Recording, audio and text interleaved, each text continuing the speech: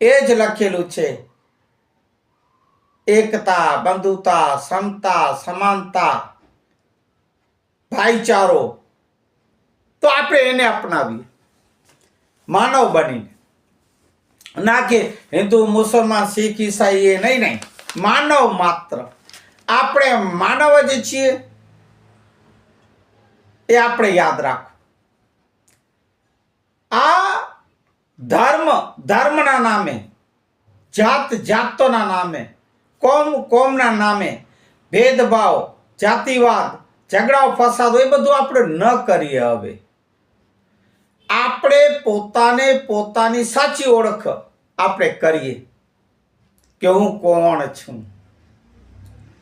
માનો તો છું જ,